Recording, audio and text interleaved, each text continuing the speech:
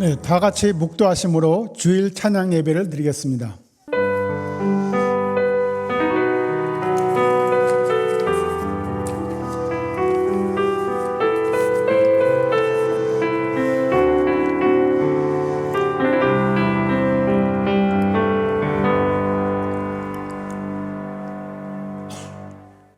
글로리아 찬양팀 인도에 따라 다 같이 찬양하시겠습니다. 그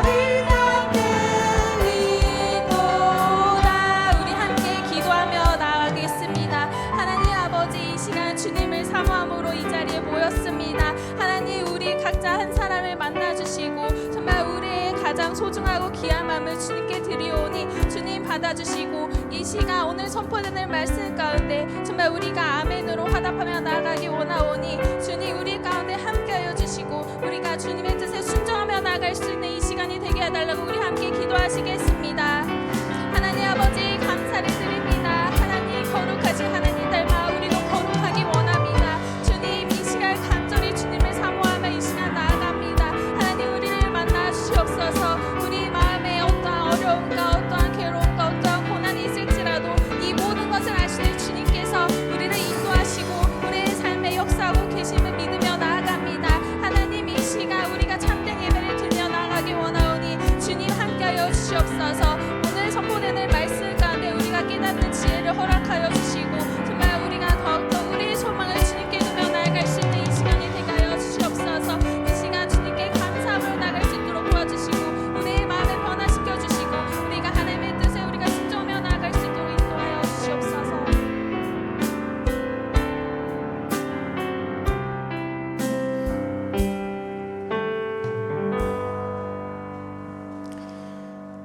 이 시간 기도 드릴 때 박상욱 안수집사님 우리의 기도를 인도하겠습니다. 사랑과 은혜가 풍성하신 하나님 아버지, 주일 찬양 예배로 인도하심을 감사를 드립니다.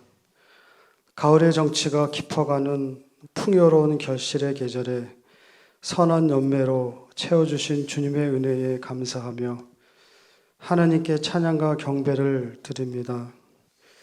주님을 찬양하는 입술 가운데 복을 내려주시고 이 찬양이 우리들의 기도가 되게 하여 주시옵소서. 하나님 아버지, 주님의 은혜 가운데 살면서 하나님의 선하신 뜻을 분별하지 못하고 욕심에 따라 살아갈 때가 많았습니다. 지혜롭지 못한 생각으로 하나님께서 원하시지 않는 상황 속에 빠질지라도 우리를 부르시는 하나님의 음성을 듣고 예수님의 이름으로 새로워지는 회복의 역사가 있게 하여 주시옵소서. 하나님 아버지, 저희 정신교회를 주님의 강한 팔로 붙들어 주시고 오직 주님의 기쁘신 뜻을 향해 마음을 다하고 힘을 다하는 거룩한 교회가 굳건히 세워져서 복음을 전파하고 주님의 이름을 높이는 교회가 되게 하여 주시옵소서.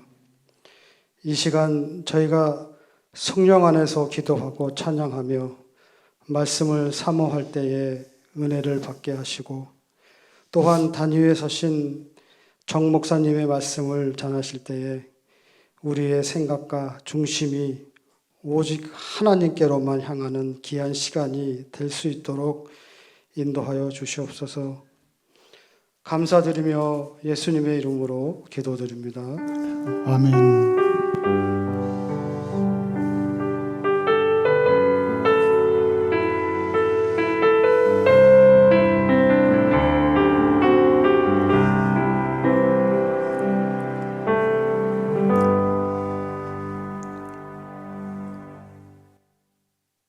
하나님께서 주시는 성경 말씀은 요한계시록 4장 1절에서 11절입니다. 요한계시록 4장 1절에서 11절 신약성경 403페이지 전후에 있습니다. 저와 여러분이 한 절씩 교독하시고 마지막 절은 같이 하겠습니다. 2일 후에 내가 보니 하늘에 열린 문이 있는데 내가 들은 바 처음에 내게 말하던 나팔 소리 같은 그 음성이 이르되 이리로 올라오라. 이후에 마땅히 일어날 일들을 내가 내게 보이리라 하시더라.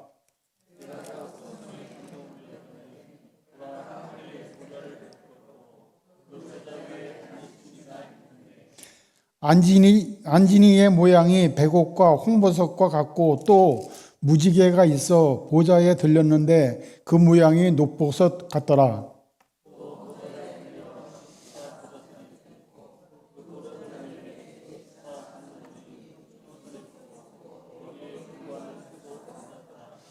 보좌로부터 번개와 음성과 우레소리가 나고 보좌 앞에 현 등불 7이 있으니 이는 하나님의 7 영이라.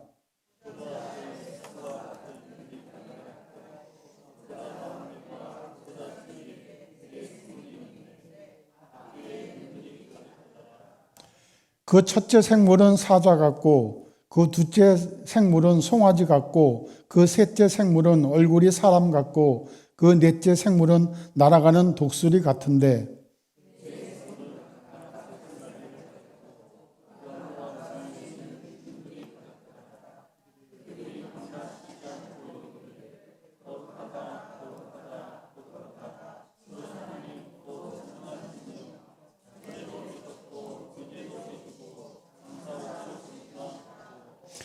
그 생물들이 보좌에 앉으사 세세토록 살아 계시는 이에게 영광과 존귀와 감사를 돌릴 때에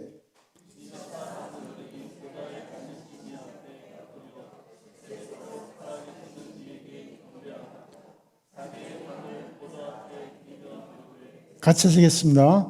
우리 주 하나님이여 영광과 존귀와 권능을 받으시는 것이 합당하오니 주께서 만물을 지으신지라 만물이 주의 뜻대로 있었고 또 지으심을 받았나이다 하더라. 정용칠 목사님 말씀 전해 주시겠습니다. 이번 주 10월 31일은 종교개혁 507주년 기념일입니다. 1517년 10월 31일에 마르틴 루터가 95개조 논제를 공포한 그날을 기념하는 역사적인 날, 그날이 10월 31일입니다. 그래서 우리 교단에서는 오늘을 종교개혁 기념주일로 정해서 지키고 있습니다. 그 의미를 살리고자 하는 모임들이 참 많은데 특별히 오늘 광화문과 시청 앞에서 지금 우리가 예배드리는 이 시간에 소망하기는 200만 개신교 교인들이 다 모이자 이런 취지로 문건도 돌리고 현수막도 걸고 그랬는데 악법 저지를 위한 200만 연합 예배라고 하는 이름으로 모임이 있습니다. 아마 우리 교회에서는 형편상 함께 하지 못했지만 개신교 교단 그리고 선교단체 연합 예배이기 때문에 아마 개인적으로 그 자리에 참여하신 분들도 있을 줄 압니다. 신학과 노선이 다른 교회 그리고 서로 다른 취지와 목표를 따라 모였던 선교단체들이 한마음과 한뜻이 되어서 모여서 예배하면서 기도하는데 아주 중요한 기도의 제목 중 하나가 무엇이냐면 악법 저지입니다. 여기서 말하는 악법은 여러분 잘 아시는 것처럼 동성애 문제 그리고 신앙과 표현의 자유 등이 충돌하는 포괄적 차별금지법을 말합니다. 그리스도인으로서 특별히 관심을 가져야 할 부분이 동성애에 관련된 내용일 텐데요.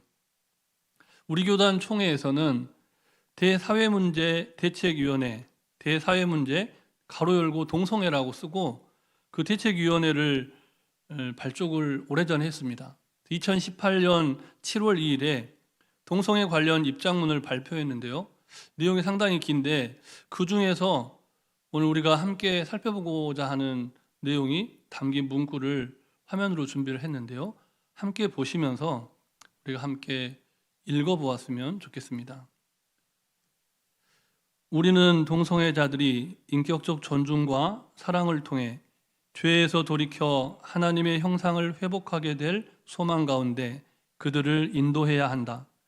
이러한 길은 예수의 길을 본받아 청결한 마음과 선한 양심과 거짓이 없는 믿음에서 나오는 사랑의 기초에 동성애가 성경적 가르침에 위배되는 죄라고 우리 총회에서는 분명하게 규정을 했습니다. 그럼에도 불구하고 전도의 대상, 또 선교의 대상에서 그들을 제외시켜서는 안 되기 때문에 어머니의 마음 또는 아버지의 마음을 품고 그 한 영혼도 구원해야 한다라고 하는 취지가 담겨 있는 내용입니다. 시대가 이렇게 다원화되고 다양하기 때문에 그리스도인은 그 어느 때보다 자기 정체성을 분명히 해야 합니다. 어떤 분은 오늘 이곳에서 예배드리기보다 광화문 광장 시청 앞에 가서 예배드리는 것을 선택하신 분도 있고 또 우리 청년들처럼 야외에 나가서 야외에서 예배드리는 이제 성도들도 있는 것이죠. 그런데 복잡한 시대를 사는 그리스도인이 어떤 정체성을 갖고 살아가야 할까? 그 정체성이 왜 중요하냐면 어떤 선택을 해야 할 때 내가 누구인지 또 우리가 누구인지 그것을 결정하여 품고 있는 것이거든요. 그 기준이 있을 때 오른쪽을 선택할지 왼쪽을 선택할지 앞을 선택할지 뒤를 선택할지 지금을 선택할지 아니면 나중을 선택할지 이것을 결정할 수가 있다는 것이죠. 그래서 정체성이 무척 중요합니다.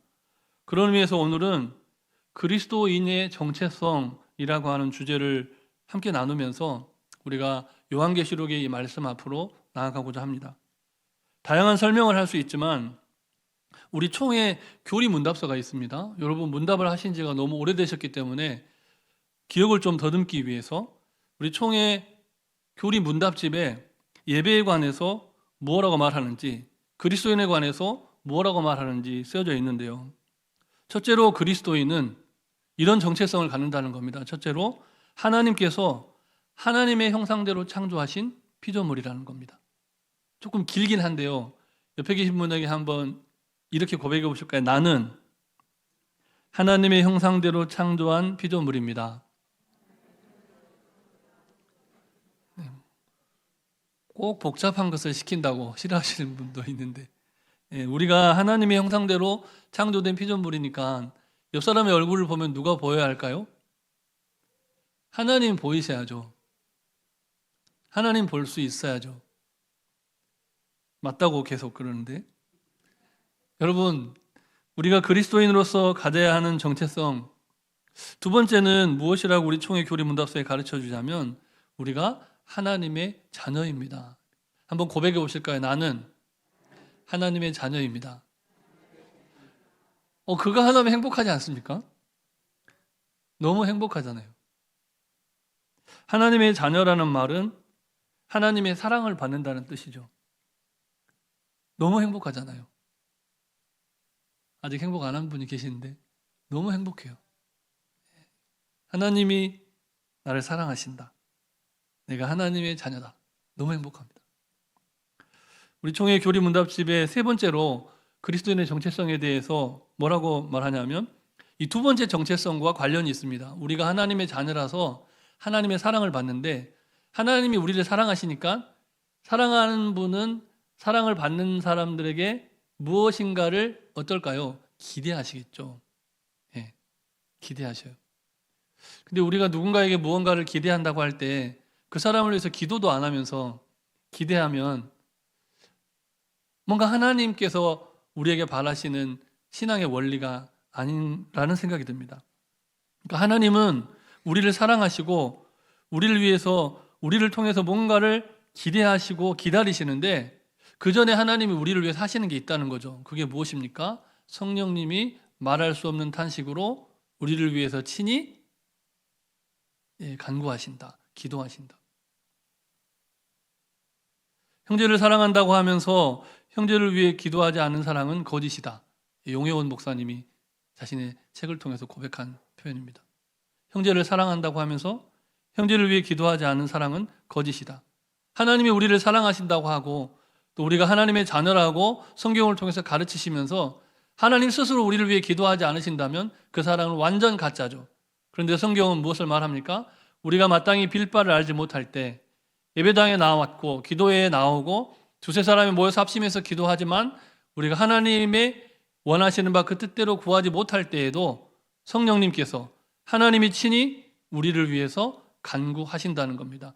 그래서 사랑하시는 하나님, 우리를 사랑하시는 하나님은 우리에게 무엇인가를 기대할 수 있는 자격을 갖추시는 겁니다. 사실 하나님 편에 무슨 자격이 따지는 게 이상하지만 우리를 위해서 기도하시기 때문에라도 하나님은 우리에게 무엇인가 요구하시는데 우리를 위해서 기도하시고 복 주시는 그 하나님이 우리에게 뭔가를 기대하신다면 우리는 어떻게 해야 될까요? 그 기대에 부응하는 삶을 살아야겠죠.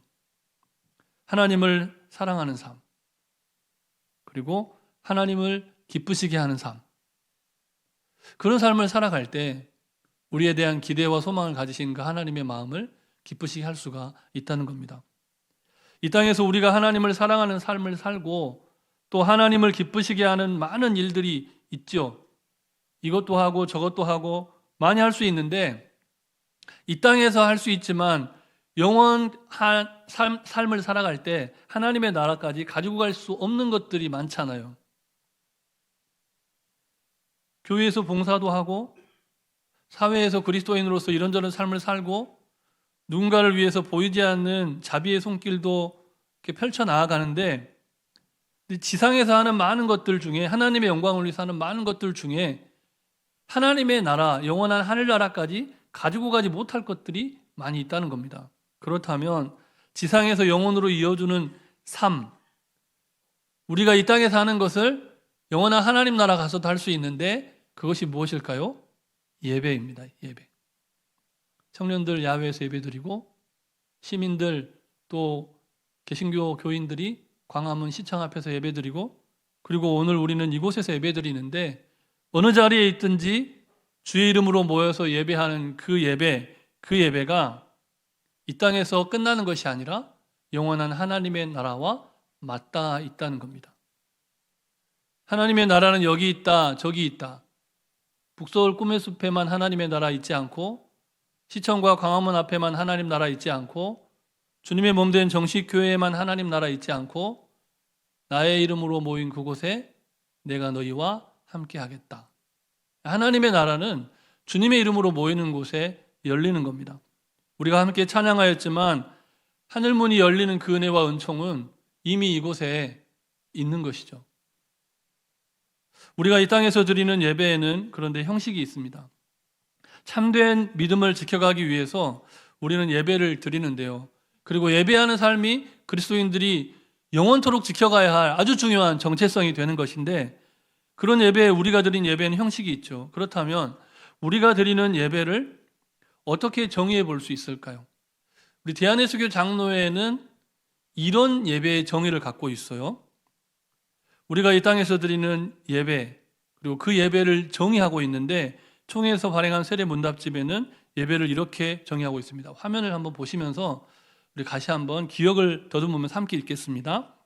예배는 하나님과 그의 자녀가 공적으로 만나는 자리입니다. 매주일 정해진 장소와 시간에 모여 주님을 찬양하고 기도하고 주님의 말씀과 성례전에 참여하고 주님이 주시는 은혜와 복을 받아 세상으로 보내집니다. 아멘. 좀 잘 안 보이시는군요. 떠듬떠듬 읽으시는 거. 제가 다시 한번 읽어드립니다. 예배는 하나님과 그의 자녀가 공적으로 만나는 자리입니다. 매주일 정해진 장소와 시간에 모여 주님을 찬양하고 기도하고 주님의 말씀과 성례전에 참여하고 주님이 주시는 은혜와 복을 받아 세상으로 보내집니다. 이것이 예배라는 겁니다. 그러니까 이 정의를 보면 화면을 좀 띄워줘 보세요. 이 정의를 보면 예배에서 가장 중요한 요소가 뭘까요? 중요한 건 보통 앞에 나오죠. 뭘까요? 하나님과 사람입니다. 하나님과 예배드리는 사람. 다음으로 중요한 예배 요소가 뭘까요? 시간과 장소입니다. 하나님과 사람만 있으면 안 되고 이 땅에서 드리는 예배에는 정해진 시간과 정해진 장소가 있다는 것이죠. 시간과 장소, 시간을 무시하고 혼자 오면은 예배를 못 드리는 거죠.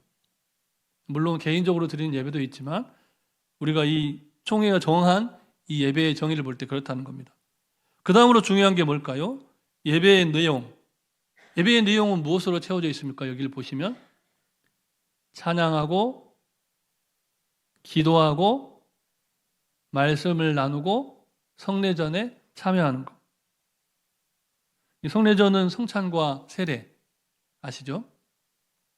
근데 우리 예배 순서 주보를 한번 보시면 우리 예배 순서와 비교해 보면 이 앞에 보시는 세례 문답집에 명시한 예배의 정의와 조금 다른 부분이 있는 것 같아요. 다르다는 게 틀린다는 뜻이 아니라 뭔가 총회의 예배의 정의에는 잘 나타나지 않는데 우리 예배에만 있는 순서들이 있다는 겁니다.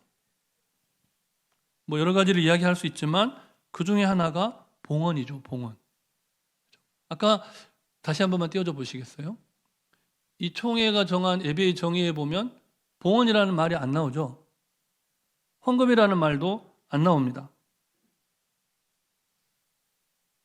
많은 이야기를 할 수 있지만 이 봉헌에 관해서 잠깐 나누고자 합니다. 우리 오전 예배 때 헌금을 하신 분들도 있고 그냥 오신 분들도 있는데 이렇게 주보 속지에다가 무엇을 넣어드렸습니까? 이 추수감사 헌금 봉투를 넣어드렸어요. 편리를 돕기 위해서 넣어드린 것이지 헌금을 강요하려고 나눠드린 것이 아닙니다. 너무 표정들이 굳어 있으셔가지고. 네.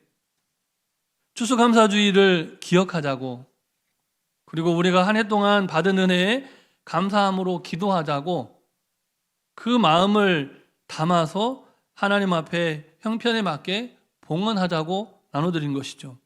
예수님께서도 헌금과 관련된 질문도 받으셨고 그리고 봉헌에 관한 지혜로운 답변도 주셨습니다. 그 중에 산상수훈에 나타난 봉헌에 관련된 구절이 있죠. 마태복음 5장 23절, 24절 말씀, 우리 화면을 보시면서 함께 읽겠습니다. 그러므로 예물을 제단에 드리려다가 거기서 내 형제에게 원망 들을 만한 일이 있는 것이 생각나거든 예물을 제단 앞에 두고 먼저 가서 형제와 화목하고 그 후에 와서 예물을 드리라. 아멘. 하나님께서 받으시는 예배, 하나님께서 받으시는 예물이라는 관점에서 보자면 하나님께 드리는 예물이 중요합니까? 아니면 형제와 화목한 삶이 중요합니까? 사랑하는 사람을 사랑하는 화목은 누구나 할 수 있다고 주님 말씀하셨습니다. 그러나 원수를 용서하고 화목하는 것은 대단히 어려운 일이죠. 예수님의 십자가 보혈은 그래서 우리가 그 십자가의 보혈을 더 의지하게 되는 겁니다. 우리의 힘과 능력으로는 한 주간의 삶 속에서 불평하고 불화한 그를 용서하거나 화목할 수 없는데 그래서 부끄러운 모습으로 하나님 앞에 나오고 어떤 분은 봉헌함에 서가지고 잠깐 기도하는 분들이 있으시더라고요. 봉헌함에 봉헌을 하기 전에 자신이 준비한 그 봉헌을 하나님 앞에 봉헌하기 전에 기도를 이렇게 하시고 그리고 봉헌함에 봉헌을 하는 모습을 제가 여러 차례 본 적이 있습니다. 그런데 우리가 형제와 화목하지 않아서 그렇게 봉헌하는 그 봉헌을 하나님이 안 받으시면 어떻게 될까요? 드리고 싶은 말씀은 이것입니다. 우리가 형제와 화목하고 하나님 앞에 봉헌하는 것이 하나님을 기쁘시게 하는 일입니다. 그렇지만 우리가 부족하고 연약해서 그 거룩한 삶의 헌신이 없이 주님 앞에 나와서 그럼에도 불구하고 하나님 앞에 봉헌할 때 예수님의 십자가의 보혈은 우리의 연약함과 우리의 죄로 물든 한 주간의 삶까지도 정결케 하실 수 있는 능력의 사랑의 은혜라는 겁니다. 뒤에 나오겠지만 하나님은 우리의 봉헌까지도 정결케 하실 수 있는 분이라는 그런 믿음이 우리에게 있기를 바랍니다. 그렇다면 이와 같이 드리는 예배의 결과로 우리에게 주어지는 선물이 무엇일까요? 다시 한 번만 예배에 대한 정의를 띄워줘 보시겠어요? 마지막 두 줄을 같이 함께 읽겠습니다. 주님이 주시는 은혜와 복을 받아 세상으로 보내집니다. 하나님의 은혜와 복을 받게 된다는 겁니다. 예배는 드리고 돌아가는데 은혜와 복을 받지 못하고 돌아가면 그것만큼 안타까운 것이 없죠. 여기서 은혜라는 것은 예수님의 십자가에 흘린 피로 죄 사함을 받고 용서와 용납을 받는 은혜를 말합니다. 사랑하지도 못했고 하나님 앞에 봉헌하지도 못하고 온전히 헌신하지 못한 삶을 살았지만 우리가 주일 예배를 통해서 사죄의 선포를 통해서 우리를 자유케 하시는 그 십자가의 구속의 사랑의 은혜를 받고 돌아가는 것, 그 은혜를 말하는 것이고, 복은 무엇입니까? 우리가 일주일 동안 살아가는데 생존에 필요한 모든 영역, 태양과 달, 바람, 비, 먹을 것, 입을 것, 마실 것, 그 모든 것들을 하나님이 채워주시는 그 복, 그 은혜와 그 복을 말하는 겁니다. 그런데 우리가 예배 드릴 때 반드시 기억해야 하는 것이 있는데요. 그것이 무엇이냐면 우리가 예배드리는 그 예배를 통해 여기서 예배드리지 않는 사람들이 우리를 통해 하나님의 복, 부스러기 은총 같은 그 복까지도 나누어서 누리게 된다는 겁니다. 동의가 안 되시는 분이 있을 수 있습니다. 내가 예배했는데 복은 나만 받아야지 왜 예배하지도 않는 그 사람들이 복을 받는가? 이렇게 말씀하는 분이 있을 수도 있습니다. 그런데 성경을 묵상해 보면 하나님이 아브라함을 선택하셔서 하나님의 복의 통로로 사용하시죠. 복의 통로가 된다는 것만큼 행복한 일이 또 없습니다. 아직은 우리의 자녀들이 예수님을 믿지 않아도 지금 우리 가정에 복이 임하고 우리 가정이 이만큼 우리가 찬양하고 고백했던 것처럼 에베네셀의 하나님의 은총을 누리는 것은 내가 예배자로 서 있기 때문이라는 사실입니다. 우리가 오늘 이곳에서 예배하기 때문에 우리가 살고 있는 우리 집이 있는 그 지역에 더 많은 사람들이 내가 누려야 할 그 하나님의 복을 함께 누리게 되고 창조주 하나님이 만드신 태양을 통해서 그들이 복받게 되는 것, 나를 통해 복이 흘러간다고 하는 이 사실을 기억할 때 우리가 무엇을 사모하게 될까요? 예배를 사모하게 되는 겁니다. 참된 예배자로 하나님 앞에 서서 예배할 때 하나님이 더 큰 복으로 우리를 채워주시는데 그 복은 나만 배부르게 먹을 복이 아니라 흘려보내야 되고 나누어줘야 되고 사랑해야 하는 복이라는 겁니다. 그래서 우리가 참된 예배자로 서서 예배의 자리를 지키고 더 열심히 예배를 사모해야 되는 이유는 하나님의 은혜를 매주 충만히 받고 하나님의 복을 충만히 받아서 내가 받은 그 은혜와 그 복으로 세상을 변화시키기 위해서 세상으로 보냄받은 자의 사명을 다하기 위해서라는 겁니다. 지금까지 나눴던 말씀을 정리해 보면 이렇습니다. 우리는 그리스도인으로서 하나님의 형상대로 창조된 하나님의 자녀입니다.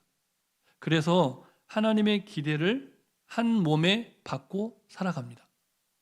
우리는 하나님께 온전히 예배드림으로써 하나님의 기쁨이 되고 복의 통로가 될 수 있습니다. 지상에서 영원으로 이어지는 예배, 그런 예배자로서 이 땅에서 남은 인생을 살아가는 것이 그리스도인 우리 모두의 정체성이라는 겁니다. 이 정체성을 지켜보고자, 이 정체성을 지켜가고 싶어서 오늘 200만 명의 그리스도인들이 광화문과 시청광장에 모이고자 애를 썼던 겁니다. 비록 200만 명이 다 모이지 못한다고 해도 그들이 정말 창조적인 소수가 된다면, 전 교인이 이 시간에 이곳에 모여서 예배하지 못한다고 해도 우리 한 사람 한 사람이 하나님의 기쁨이 되는 예배자로 설 수만 있다면 하나님은 우리를 통해, 그리고 저 광화문 광장에 모여 있고 오늘 북서울 꿈의 숲에 가서 예배하는 우리 모두를 통해서 이 땅을 변화시키는 놀라운 일을 이루어 가신다는 겁니다. 그래서 우리가 기도해야 할 제목이 한 가지가 있는데요. 그것은 이것입니다. 예배가 시위로 전락하지 않게 하소서. 예배와 시위는 완전히 다른 말입니다. 예배하러 모여서 시위를 하면 안 되죠. 예배는 예배로, 시위는 시위로. 모든 분들이 예배자로서의 정체성을 지켜가도록 기도할 수 있기를 바랍니다. 오늘 우리가 함께 읽은 요한계시록 4장은 우리가 영원히 잊지 말고 소망해야 할 하늘 예배의 모형을 제시해 줍니다. 하나님께서 아시아의 7 교회에게 이미 사도 요한을 통해서 각 교회가 받아야 할 말씀을 다 주셨습니다. 교회를 칭찬하고 또 어떤 교회가 고쳐져야 될 부분까지도 이미 앞선 본문에서, 요한계시록의 앞선 본문에서 다 말씀을 주셨어요. 그런데 하나님께서 왜 더해서 4장과 5장 그리고 6장부터 이어지는 요한계시록의 그 긴 말씀을, 심판에 관한 그 묵시록의 내용을 사도 요한에게 기록하라고 말씀을 하셨을까요? 그 이유가 무엇일까요? 우리는 그 이유를 요한계시록 전체를 어떻게 보면 조망할 수 있도록 배치된 4장과 5장을 통해서 배워갈 수가 있는 겁니다. 그러니까 신학자들이 4장과 5장 연구하는 연구자들이 뭐라고 표현을 했냐면 요한계시록, 죄송합니다. 제가 요한복음이라고 했는데 요한계시록 4장과 5장은 요한계시록 전체를 바라보는 전망대와 같다 그랬습니다. 전망대. 사진을 한번 보여주시겠어요? 어디 갔습니까? 지난 17일 한나여전도회 회원분들이 다녀오셨던 곳인데요. 철원평야가 보이는 전망대에서 찍은 사진입니다. 저희가 갔을 때는 이미 이 추수가 끝난 상태였는데 엄청 아쉬워하더라고요. 어떤 분이.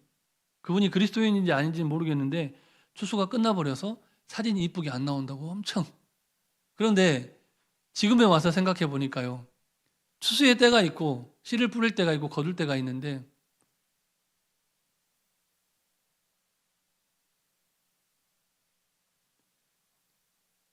초론평야를 보면서 탁 트인 전경과 펼쳐진 하늘, 산과 들 너무나 아름다웠습니다. 그런데 산허리에 걸친 운무가 경외감을 불러일으키는 그 장면을 보다가 마음 한쪽이 자꾸만 아려왔습니다. 6.25 전쟁 당시에 저곳을 차지하려고 얼마나 많은 젊은이들과 나이 든 우리 조상들이 동족끼리 피 흘리는 전투를 벌였을까? 얼마나 많은 피가 뿌려졌길래 저곳은 저렇게 비옥한 곳이 돼서 저렇게 곡식들이 잘 연글고 있을까? 요한계시록 4장은 하나님께 초점 맞춰진 전망대와 같고 5장은 어린 양 예수께 초점 맞춰진 전망대와 같습니다. 요한계시록의 내용이 너무나 어려워서 이해하기 어렵습니다. 하지만 우리가 전망대에 서서 철원평야를 바라보면서 뭐라 형언할 수 없는 가슴 벅참과 가슴이 쓰려오고 아려오는 그 아픔을 느끼는 것처럼 요한계시록의 내용이 너무 어렵지만 우리가 4장과 5장 안에 오랫동안 머물러 있고 그 안에 보좌를 바라보고 24장로를 바라보고 네 생물을 바라보고 그들의 찬양을 묵상하는 가운데 거기에 머물러 있기만 해도 우리의 성경에 앞선 66권의 모든 내용과 그리고 아직 우리가 살아보지도 못한 우리의 미래에 일어날 일들에 대한 그런 이해감과 어떤 영감을 통해서 십자가 사랑을 다시금 확인하게 되고 그 사랑 때문에 가슴이 아프다는 것을 깨닫게 되고 휘어져 추수할 때가 되었는데 일꾼들이 필요한데 이단들은 저렇게 열심인데 우리는 무엇을 하고 있나 이런 안타까운 마음들이 새록새록 되살아나기 시작한다는 겁니다. 이 가을에 한적한 곳에 가셔서 이 본문을 조금 더 찬찬히 읽어보시고 요한계시록에 담긴 하나님의 사랑을 그 깊이와 넓이와 높이를 한번 깊이 묵상해 보시기 바랍니다. 바라기는 사도 요한을 감동하신 성령님께서 여러분의 마음의 성소에 하늘문을 열어주시고 하나님 나라의 보좌와 그 위에 앉으신 위대하신 하나님 24장로들의 찬양, 네 생물의 그 놀라운 찬양의 그 환상을 다시금 보여주시기를 기대하며 기도합니다. 우리 주신 말씀을 기억하면서 잠시 함께 찬양 드리고 기도하시겠습니다. 우리가 단 한 가지를 기억하시면서 기도하기를 원하는데요. 하나님이 찾으시는 사람은 시위자가 아니라 예배자입니다. 내가 하나님을 향한 예배자로 서게 해달라고 사모하면서 함께 찬양하겠습니다.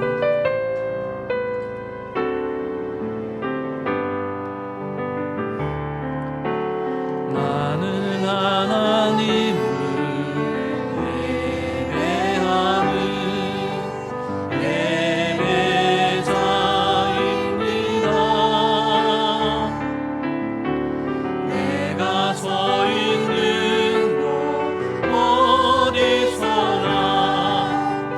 하나님을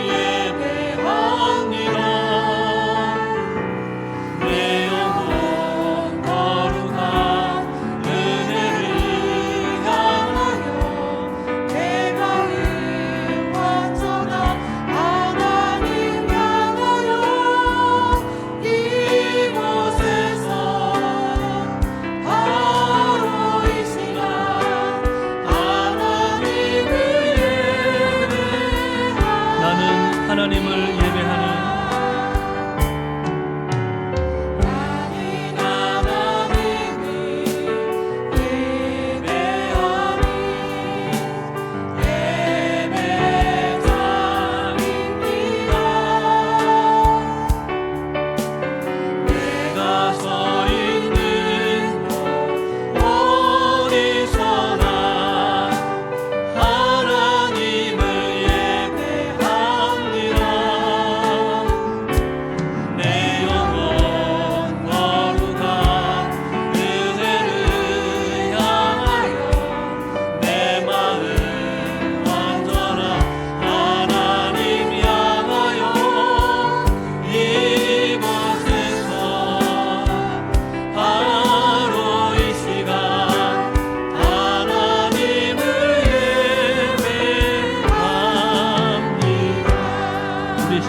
기도하실 때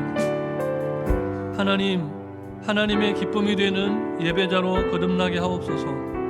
그리스도인으로서의 정체성을 회복하는 한 주가 되게 하옵소서.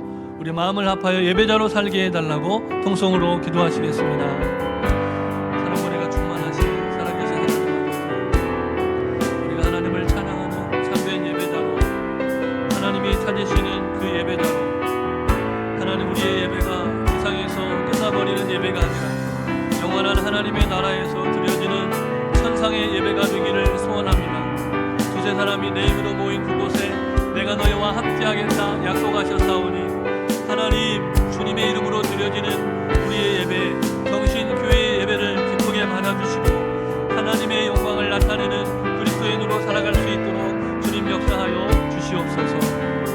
우리 한 번 더 기도하실 때 광화문과 시청에 모이고 또 북서울 숲에 모인 모든 그리스도인 청년들, 장년들이 시위대가 아니라 하나님을 사랑하며 이웃을 사랑하는 예배자로 승리하는 인생들이 되게 해달라고, 예배자로 거듭나는 이들이 되게 해달라고 우리 한 번 더 기도하겠습니다.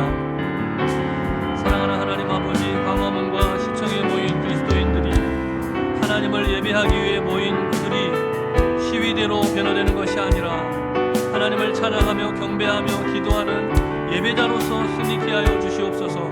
북서울 숲에 나아가 하나님을 찬양하며 경배하는 우리의 청년들이 하나님을 예배하는 새벽 이슬 같은 주의 청년들이 다 되게 하여 주시옵소서. 야외에서 드리는 예배가, 광장에서 드리는 예배가, 예배당에서 드리는 우리의 예배가 하나님께 기쁨이 되는 예배가 되도록 주님 역사하여 주시옵소서. 하나님 우리를 예배자로 살게 하여 주시고 한 주간의 삶 속에서 승리하는 예배자들이 되게 하여 주시옵소서. 이 모든 말씀 예수님 이름으로 기도드립니다. 아멘. 예, 광고 시간입니다. 정 목사님 말씀하신 대로 지금 청년부가 북서울 꿈의 숲에서 야외 예배를 드리고 있습니다. 청년부를 비롯해서 중고등부, 우리 다음 세대가 굉장히 중요합니다. 함께 기도해 주시고 많은 성원 부탁드립니다. 나머지 그 광고는 주보를 참조하시기 바랍니다. 전도구제부 헌금위원 나오셔서 헌금 준비하시기 바랍니다. 기도하시겠습니다. 저희와 함께하여 주셔서 저희들의 삶을 인도하여 주시고 주관하여 주시는 하나님 아버지, 일찍이 저희들을 하나님의 자녀로 삼아주시고 불러주셔서 항상 하나님의 소망을 갖고 하나님의 은혜와 사랑 속에 살아가게 해주심에 감사를 드립니다. 하나님 아버지, 아직도 저희 교회 주변에는 어렵고 돌볼 이웃들이 많이 있습니다. 이들을 긍휼히 여겨 주시옵고 예수님의 손길이 필요하오니 도와주시옵소서. 이들 위해 구제현금을 드리고자 하오니 꼭 필요한 곳에 쓰여주게 하여 주셔서 예수님의 사랑을 전하고 나타나게 하여 주시옵소서. 날씨가 싸늘해지고 가고 있습니다. 연로하신 어르신이나 연약하신 성도님들, 특히 힘들고 어렵게 살아가는 성도님, 이웃들을 건강 잃지 않게 하여 주시옵고 보호해 주시옵소서. 이 모든 말씀 저희들을 죄에서 구원해 주신 예수님의 이름으로 기도드립니다. 아멘.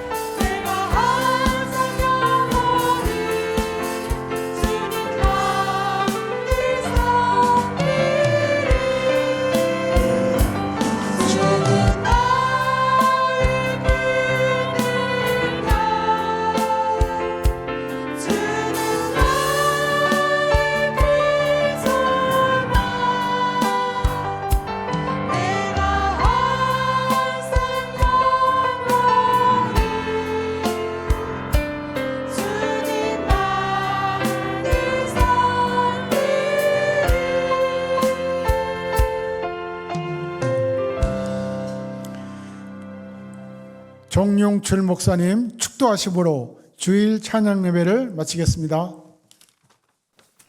이제는 주 예수 그리스도의 크신 은혜와 하나님 아버지의 무한하신 사랑하심과 성령님의 교통하심이 그리스도인의 정체성을 회복하고 지상에서 영원으로 이어지는 예배를 사모하며 하나님이 찾으시는 그 한 사람 예배자로 살기를 소원하는 모든 하나님의 사람들 머리머리 위에 이제로부터 영원토록 함께 하시기를 간절히 축원하옵나이다.